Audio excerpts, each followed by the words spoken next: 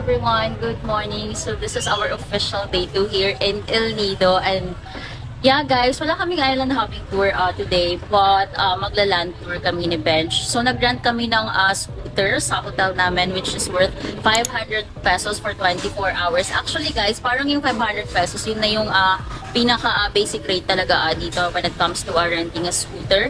So yun, madami naman dito pwedeng pagrenta ng scooter if in case yung tinutuluyan nyo or yung accommodation nyo ay wala silang option for the scooter rental. So it's already almost 8 AM and we're currently here sa may Central. So dito kami magbe-breakfast ngayon. Then after this, pupunta kami ng may Las Cabanas. So let's eat guys.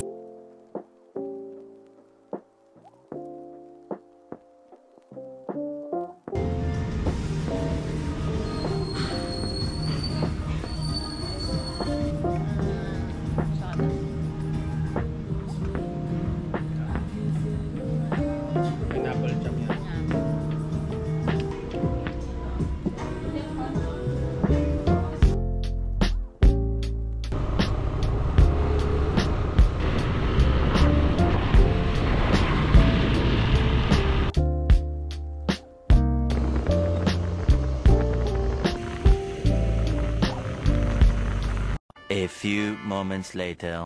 Guys, nandito na kami sa may parking area dito sa may Vanilla Beach. So kung may scooter din kayo, dito kayo magpa-park kung pupunta kayo ng Las Cabanas Beach or Resort. So yan. Nandito guys yung McDo. So medyo malayo lang siya sa may proper town. Ayan, madami ditong shops guys, but I'm not sure if they're all open. Yan. Madami ding restaurants and spa. Actually guys, dito rin yung papunta ng Marimegmeg. Actually, isang place lang yung Las Cabanas Beach or Marimegmeg Beach. Dito rin siya. Guys, we're finally here at the Vanilla Beach. Ayan. Oh my God, ang chill dito.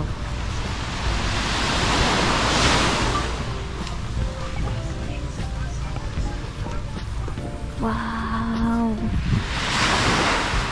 So, yung island na yan, that's actually the Seven Commandos Beach daw. Sabi nila kuya. Ito siya. And hindi pa daw nila alam yung name na to or unnamed pa daw yung island na yan. So, nandun guys yung Las Cabanas and Marimegmeg resort doon sa part na to.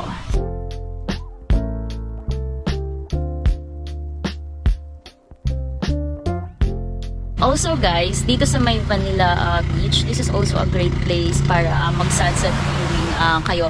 Last time kasi, gabi na kami dito pumunta with Tataland Island para mag-dinner. So might as well ilagay nyo sa itinerary nyo. Either morning siguro, or definitely sunset area dito kayo. And I think dito rin yung may zip line. So hindi pa ako sure if ina-try ko yung zip line, pero gusto ko sana. So,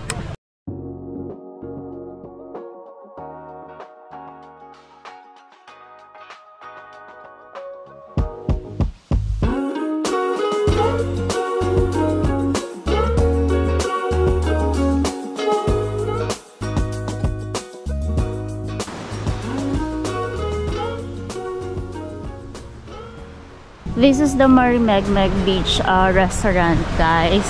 Dito rin ako last na nag-dinner dati dito. So, ayan. Maganda din dito mag-breakfast. And with a view, nandun guys yung zipline, oo. Makapapicture lang. I think guys, if mag-zipline kayo, dito yung start area, papunta doon sa island na yon. So if one way lang yung kukunin nyo, pwede naman may babaan naman dyan, tapos doon lang kayo dadaan sa parang may rocks ata doon or sandbar formation. So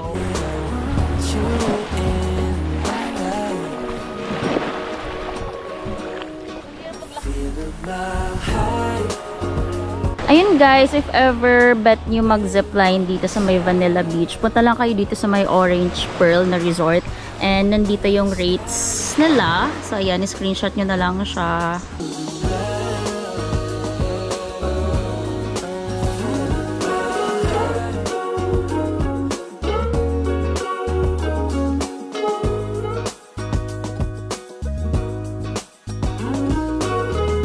Ito naman guys, yung Las Cabanas Beach Resort dito sa may Manila Beach.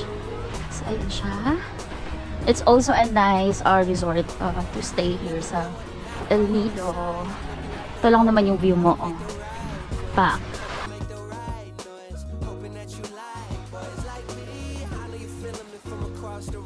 Guys, mga 10 minutes pa papunta sa may destination na gusto namin puntahan. So, yeah. Pero okay naman kasi ang ganda ng view while naglalakad tayo. And exercise na rin, diba? More walking. Malapit na kami. Konti na lang. Ganda ng view, guys. We're finally here, guys, sa may Dolarog Beach Resort. Ayan na yung bridge na hinahanap namin. So, ayan. Ito yung tapat niya. Oh, wow. Look at that. Okay, let's go, let's go. Ito yung sa loob ng Dolarog Beach Resort. Dami nilang mga cabanas sa loob or villas. Yeah. G! So yun guys, dito yung main entrance ng Dolarog Beach Resort. Kaso, dito sa bridge na to, may nakalagay na for our guests only. So, baka hindi pwede maglakad-lakad dyan yung mga hindi naka-check-in dito sa resort nila. Siguro, we'll just take a drone shot, then video sa part na to siguro, no? Peace.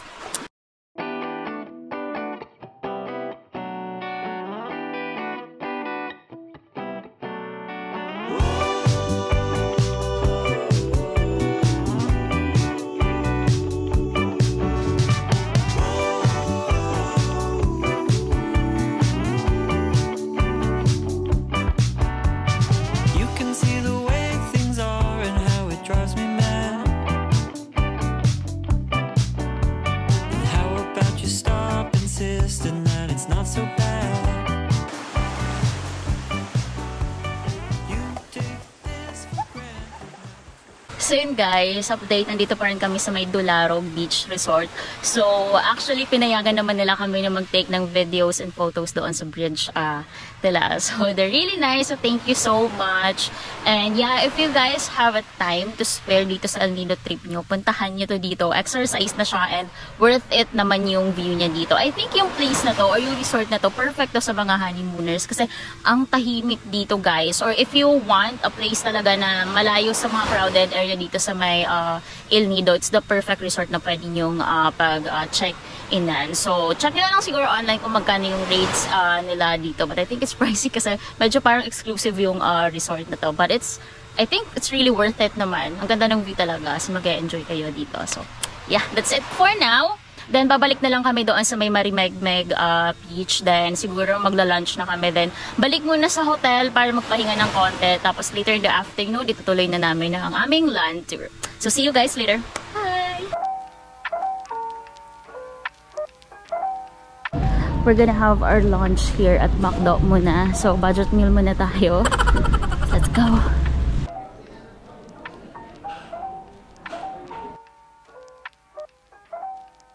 Here's our lunch. Let's eat, guys.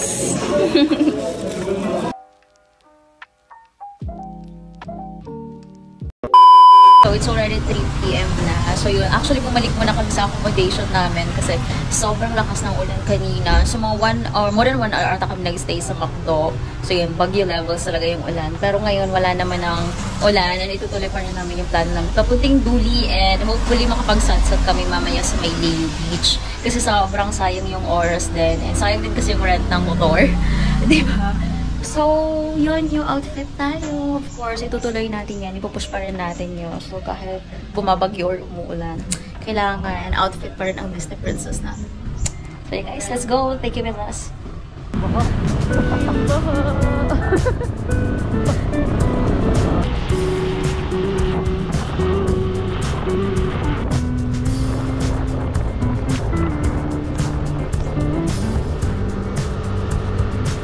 Guys, if ever maulan sa El Nido, ganito yung madadatnan yung daan papuntang Duli Beach. So, be very careful kasi sobrang dulas ng daan dito. Guys, grabe na yung putik. Tikat pa kaming matumba.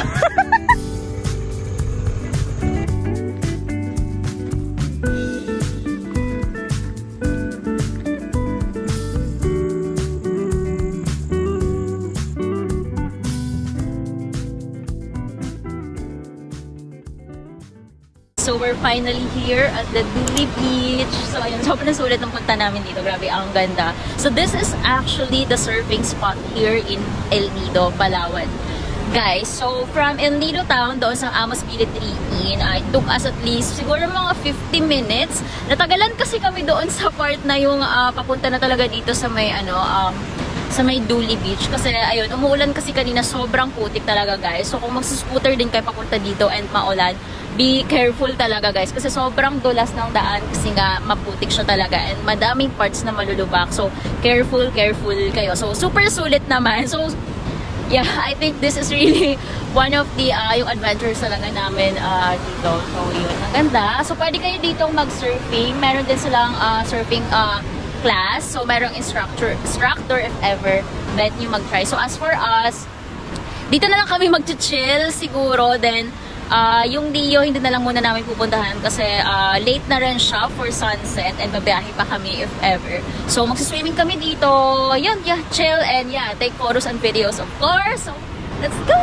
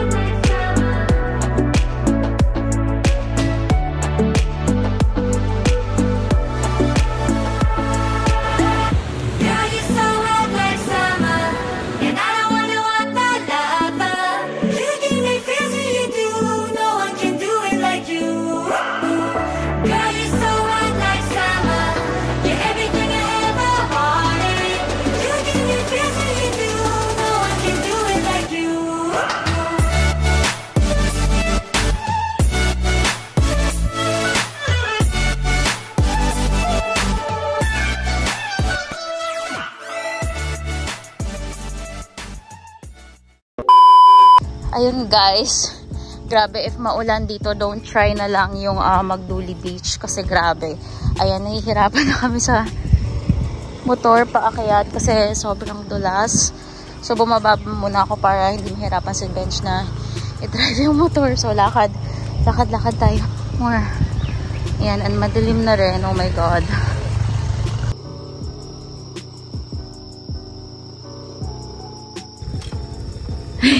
Ayan na, may tumulong na sa amin. Sige. Let's go, kuya.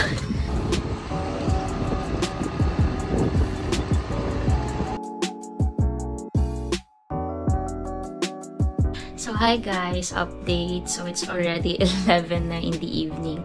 So, kanina pala hindi na kami dumaan ng Leo kasi nga natagalan kami sa palabas ng Duli Beach kasi sobrang putik, tapos sobrang dulas talaga ng daan to the point na naglalakad na ako kasi nahihirapan na si Bench i-drive yung motor kasi sobrang ang dulas talaga. So, yun na lang guys, if ever pupunta kayo dito ng El Nido and gusto nyo din mag-Duli Beach, and if in case umuulan dito, wag nyo nang balakin na pumunta doon.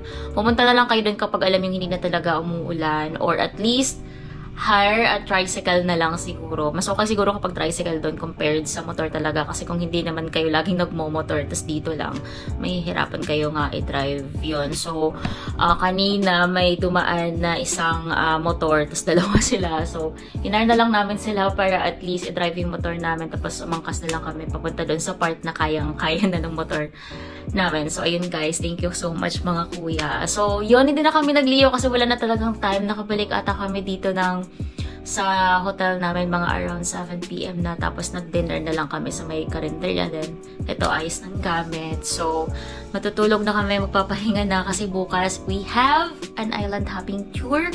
So, ayun, bagong tour yon sa akin kasi hindi ko siya nagawa the last time na pumunta ako dito sa El Nido. So, yun guys, see you tomorrow. Bye! And that's it for this vlog. Thank you so much guys for watching and I hope you're enjoying the video so far. Please do like and share this video to your family and friends, and of course subscribe to my YouTube channel if you haven't already. So see you guys next week for the third part of my El Nido vlog series. Roar!